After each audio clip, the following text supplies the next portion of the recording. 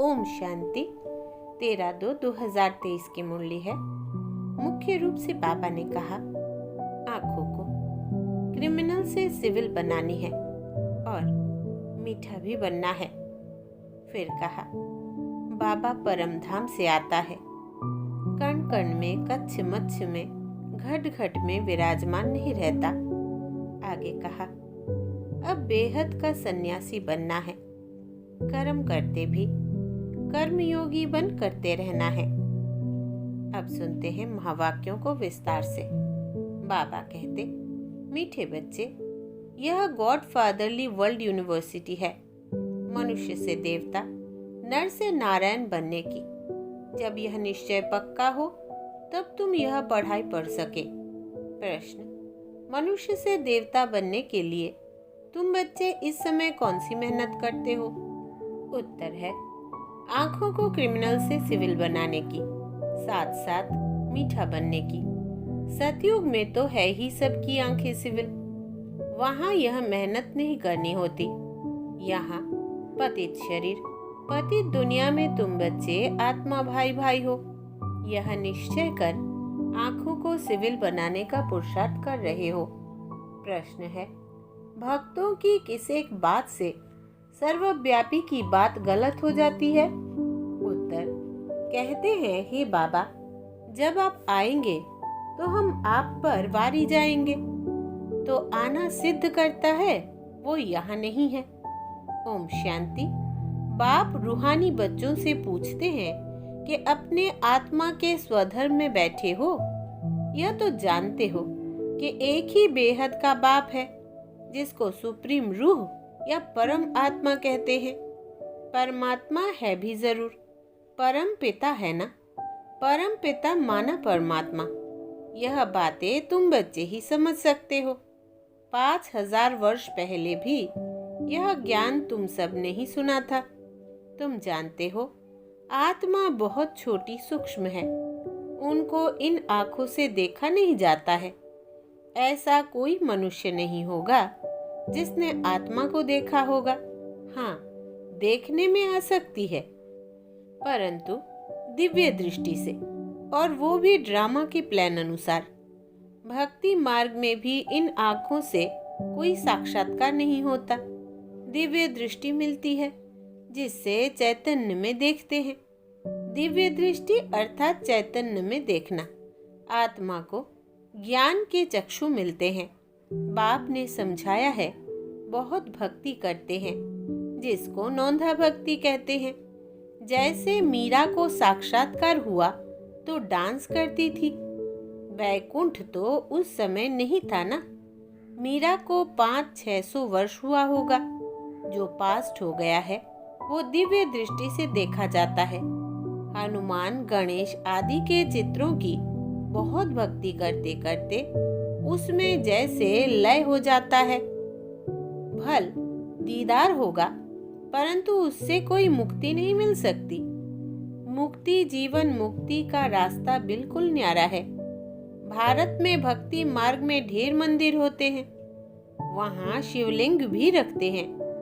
कोई छोटा बनाते हैं, कोई बड़ा बनाते हैं। अभी तुम समझते हो, जैसे तुम आत्मा हो वैसे वो सुप्रीम आत्मा है। साइज एक ही है। कहते भी हैं, हम सब ब्रदर्स हैं। आत्माएं सब भाई भाई है। बेहद का बाप एक है, बाकी सब भाई भाई है। पाठ बजाते हैं। यह समझने की बातें हैं। यह है ज्ञान की बातें, जो एक ही बाप समझाते हैं। जिन्हों को समझाते हैं वो फिर औरों को समझा सकते हैं। पहले पहले एक ही निराकार बाप समझाते हैं, उनके लिए ही फिर कह देते सर्वव्यापी है, ठीक कर भीतर में है। यह तो राइट नहीं है ना। एक तरफ कहते, बाबा जब आप आएंगे तो हम वारी जाएंगे। ऐसे थोड़े ही कहते आप सर्वव्यापी हो। कहते हैं आप आएंगे तो वारी जाएंगे, तो उसका मतलब यहाँ नहीं है ना। मेरे तो आप दूसरा ना कोई, तो जरूर उनको याद करना पड़े ना। यह बाप ही बैठ बच्चों को समझाते हैं। इसको रूहानी नॉलेज कहा जाता है। यह जो गाया जाता है आत्माएं परमात्मा अलग रहे बहुकाल, उसका हिसाब भी समझाया है। बहुकाल से अलग तुम आत्माएं रहती हो। अब बाप के पास आए हो राजयोग सीखने। बाप तो सर्वेंट है। बड़े आदमी जब सही करते हैं तो नीचे लिखते हैं ओबीडिएंट सर्वेंट। बाप सब बच्चों का सर्वेंट है। कहते हैं बच्चे, मैं तुम्हारा सर्वेंट हूँ। तुम कितनी हुज्जत से बुलाते हो कि भगवान आओ, आकर हम पतितों को पावन बनाओ। पावन होते ही है पावन दुनिया में, यह समझने की बातें हैं। बाकी तो सब है कर्णरस। यह है God fatherly world university. Aim object क्या है? मनुष्य से देवता बनाना। बच्चों को यह निश्चय है कि हमको यह बनना है। जिसको निश्चय नहीं होगा वो स्कूल में बैठेगा क्या? निश्चय होगा तो बैरिस्टर से, सर्जन से सीखेगा। एम ऑब्जेक्ट का ही पता नहीं तो आएगा नहीं। तुम बच्चे समझते हो हम मनुष्य से देवता, नर से नारायण बनते हैं। यह है सच्ची सच्ची सत्य नर से नारायण बनने की कथा।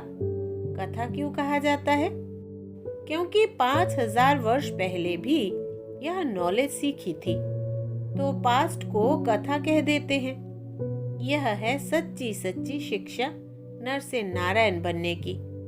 नई दुनिया में देवताएं, पुरानी दुनिया में मनुष्य रहते हैं। देवताओं में जो दैवी गुण है वो मनुष्यों में नहीं है। मनुष्य उनको देवता कहते हैं और गाते हैं आप सर्वगुण संपन्न, 16 कला संपूर्ण, संपूर्ण निर्विकारी हो। अपने को कहते हैं हम पापी नीच विकारी हैं। देवताएं कब थे? जरूर कहेंगे सतयुग में थे। ऐसे नहीं कहेंगे कलयुग में थे। आजकल मनुष्यों की तमो प्रधान बुद्धि होने के कारण बाप के टाइटल भी अपने ऊपर रख देते हैं। वास्तव में श्रेष्ठ बनाने वाला श्री श्री तो एक ही बाप है। श्रेष्ठ देवताओं की महिमा अलग है। अभी है कलयुग। सन्यासियों के लिए भी बाबा ने समझाया है। एक है हद का सन्यास, दूसरा है बेहद का सन्यास। वो लोग कहते हैं हमने घर बार आदि सब छोड़ा है, परंतु आजकल तो देखो लखपति बन बैठे हैं। सन्यास माना सुख का त्याग करना। तुम बच्चे बेहद का सन्यास करते हो क्योंकि समझते हो कि यह पुरानी दुनिया खत्म होने वाली है, इसलिए इनसे वैराग्य है। वो लोग तो घर बार छोड़ फिर अंदर घुस आए हैं। अभी पहाड़ियों आदि पर गुफाओं में नहीं रहते, कुटियाएं बनाते हैं, तो भी कितना खर्चा करते हैं। वास्तव में कुटिया पर कोई खर्चा थोड़ी ही लगता है। बड़े बड़े महल बनाकर रहते हैं। आजकल तो सब तमो प्रधान है। अभी है ही कलयुग। सतयुगी देवताओं के चित्र नहीं होते तो स्वर्ग का नाम निशान गुम हो जाता। तुमको समझाया जाता है अब मनुष्य से देवता बनना है। आधा कल भक्ति मार्ग की कथाएं हैं। सुनकर सीढ़ी नीचे उतरते आए हो। फिर 5000 वर्ष बाद एक्यूरेट वही ड्रामा रिपीट होगा। बाबा ने समझाया भी है, किसको ऐसे कहना नहीं है कि भक्ति को छोड़ो। ज्ञान आ जाता है तो फिर आप ही भक्ति छूट जाएगी। समझते हैं हम आत्मा है, अब बेहद के बाप से हमको वर्षा लेना है। पहले बेहद के बाप की पहचान चाहिए। वो निश्चय हो गया तो फिर हद के बाप से बुद्धि निकल जाती है। गृहस्थ व्यवहार में रहते बुद्धि का योग बाप के साथ लग जाएगा। बाप खुद कहते हैं शरीर निर्वाह अर्थ कर्म करते बुद्धि में याद रहे एक बाप की, देहधारियों की याद न रहे। वो होती है जिस्मानी यात्रा। यह तुम्हारी है रूहानी यात्रा। इसमें धक्का नहीं खाना है। भक्ति मार्ग है ही रात, धक्का खाना पड़ता है। यहाँ धक्के की बात ही नहीं। याद करने लिए कोई बैठता नहीं है। भक्ति मार्ग में कृष्ण के भगत चलते फिरते कृष्ण को याद नहीं कर सकते हैं क्या? दिल में तो उनकी याद रह जाती है ना। एक बार जो चीज देखी जाती है तो वो चीज याद रहती है। तो तुम घर बैठे शिव बाबा को याद नहीं कर सकते हो, यह है नई बात। कृष्ण को याद करना वो पुरानी बात हो गई। शिव बाबा को तो कोई जानते ही नहीं कि उनका नाम रूप क्या है, सर्वव्यापी भी क्या है, कोई बताए ना। तुम बच्चे जानते हो हम आत्मा का बाप परमपिता परमात्मा है। आत्मा को परमात्मा कह नहीं सकते। अंग्रेजी में आत्मा को सोल कहा जाता है।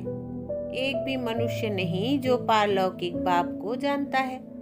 वो बाप ही ज्ञान का सागर है। उनमें नॉलेज है मनुष्यों को देवता बनाने की। बाप कहते हैं, रोज रोज गुह्य गुह्य बातें सुनाता हूँ।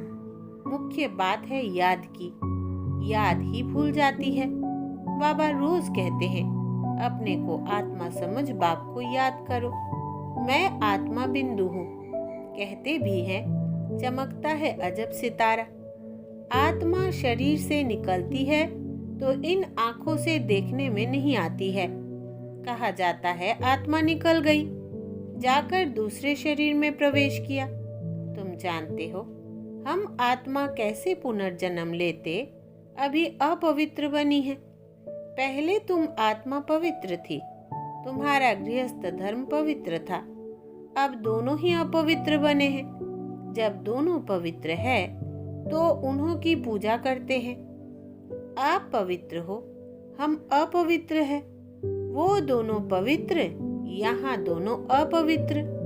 तो क्या पहले पवित्र थे फिर अपवित्र बने, या अपवित्र ही जन्म लिया? बाप बैठ समझाते हैं, पहले तुम आत्माएं आप ही पवित्र पूज्य थी, फिर आप ही पुजारी अपवित्र बनी हो। 84 जन्म लिए हैं। सारे वर्ल्ड की हिस्ट्री ज्योग्राफी तुम जानते हो। कौन कौन राज्य करते थे, कैसे राज्य मिला, यह हिस्ट्री भी तुम जानते हो। और कोई नहीं जानता। तुम भी अभी जानते हो, आगे नहीं जानते थे। पत्थर बुद्धि थे। रचता और रचना के आदि मध्य अंत की नॉलेज नहीं थी। नास्तिक थे। अभी आस्तिक बनने से तुम कितने सुखी बन जाते हो। तुम यहाँ आए ही हो यह देवता बनने के लिए। इस समय बहुत मीठा बनना है। तुम एक बाप की संतान भाई बहन ठहरे ना। क्रिमिनल दृष्टि जा न सके। इस समय मेहनत करनी पड़ती है। आंखें ही सबसे जास्ती क्रिमिनल होती है। आधा कल्प क्रिमिनल रहती है, आधा कल्प सिविल रहती है।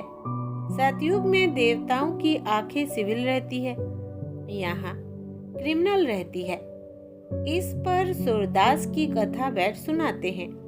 बाप कहते हैं, मुझे आना ही पड़ता है पतित दुनिया पतित शरीर में। जो पतित बने हैं उन्हों को ही पावन बनाना है। तुम जानते हो कृष्ण और राधे दोनों अलग अलग राजाई के थे, प्रिंस प्रिंसेस थे। पीछे स्वयंवर बाद लक्ष्मी नारायण बनते हैं तो फिर उन्हों की डिनाइस्टी गाई जाती है। संबत भी उनसे कहा जाएगा। सतयुग की आयु ही लाखों वर्ष कह देते हैं। बाप कहते हैं 1250 वर्ष। रात दिन का फर्क हो गया। रात ब्रह्मा की आधा कल्प, फिर दिन ब्रह्मा का आधा कल्प। ज्ञान से है सुख, भक्ति से है दुख। यह सब बातें बाप बैठ समझाते हैं। फिर भी कहते हैं, मीठे बच्चों, अपने को आत्मा समझो, स्वधर्म में टिको, बाप को याद करो, वही पतित पावन है। याद करते करते तुम पावन बन जाएंगे। अंतमति सोगति।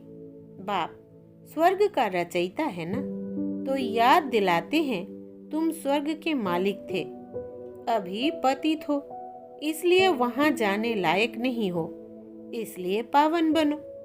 मुझे एक ही बार आना पड़ता है। एक गॉड है, एक ही दुनिया है। मनुष्यों की तो अनेक मतें, अनेक बातें हैं। जितनी जवान उतनी बातें। यहाँ है ही एक मत, अद्वैत मत। झाड़ में देखो कितने मत मतांतर है। झाड़ कितना बड़ा हो गया है। वहाँ एक मत, एक राज्य था। तुम जानते हो हम ही विश्व के मालिक थे। भारत कितना साहूकार था। वहाँ अकाले मृत्यु कभी होता नहीं। यहाँ तो देखो बैठे बैठे यह गया, चारों तरफ से मौत है। वहाँ तुम्हारी आयु बड़ी थी, अभी तुम ईश्वर से योग लगाए मनुष्य से देवता बन रहे हो। तो तुम ठहरे योगेश्वर योगेश्वरी, फिर बनेंगे राज राजेश्वरी। अभी हो ज्ञान ज्ञानेश्वरी, फिर राज राजेश्वरी कैसे बने? ईश्वर ने बनाया। अभी तुम जानते हो इन्हों को राजयोग किसने सिखाया? ईश्वर ने। वहाँ उन्हों की 21 पीढ़ी राजाई चलती है। वो तो एक जन्म में दान पुण्य करने से राजा बनते हैं। मर गया तो खलास। अकाले मृत्यु तो सबकी आती रहती है। सतयुग में यह लौ नहीं। वहाँ ऐसे नहीं कहेंगे कि काल खा गया। एक खाल छोड़ दूसरी ले लेते हैं, जैसे सर्प खाल बदलते हैं। वहाँ सदैव खुशी ही खुशी रहती है, जरा भी दुख की बात नहीं। तुम सुखधाम का मालिक बनने के लिए अभी पुरुषार्थ कर रहे हो। अच्छा, मीठे मीठे सिकिलदे बच्चों प्रति माता पिता बाप दादा का याद प्यार और गुड मॉर्निंग। रूहानी बाप की रूहानी बच्चों को नमस्ते। हम रूहानी बच्चों की रूहानी बाप दादा को याद प्यार, गुड मॉर्निंग और नमस्ते बाबा नमस्ते। धारणा के लिए मुख्य सार। पहला, इस पुरानी दुनिया से बेहद का संन्यास करना है। शरीर निर्वाह अर्थ कर्म करते रूहानी यात्रा पर रहना है। दूसरा, पुरुषार्थ कर आंखों को सिविल जरूर बनाना है। एम ऑब्जेक्ट बुद्धि में रख बहुत बहुत मीठा बनना है। वरदान है, हर कदम में पद्मों की कमाई जमा करने वाले समझदार ज्ञानी तू आत्मा भव। विस्तार है, समझदार ज्ञानी तू आत्मा वो है जो पहले सोचता है फिर करता है। जैसे बड़े आदमी पहले भोजन को चेक कराते हैं फिर खाते हैं, तो यह संकल्प बुद्धि का भोजन है। इसे पहले चेक करो फिर कर्म में लाओ। संकल्प को चेक कर लेने से वाणी और कर्म स्वतः समर्थ हो जाएगा। और यहाँ समर्थ है वहाँ कमाई है, तो समर्थ बन हर कदम अर्थात संकल्प, बोल और कर्म में पद्मों की कमाई जमा करो। यही ज्ञानी तू आत्मा का लक्षण है। स्लोगन है, बाप और सर्व की दुआओं के विमान में उड़ने वाले ही उड़ता योगी है। बाप और सर्व की दुआओं के विमान में उड़ने वाले ही उड़ता योगी है। अच्छा, ओम शांति।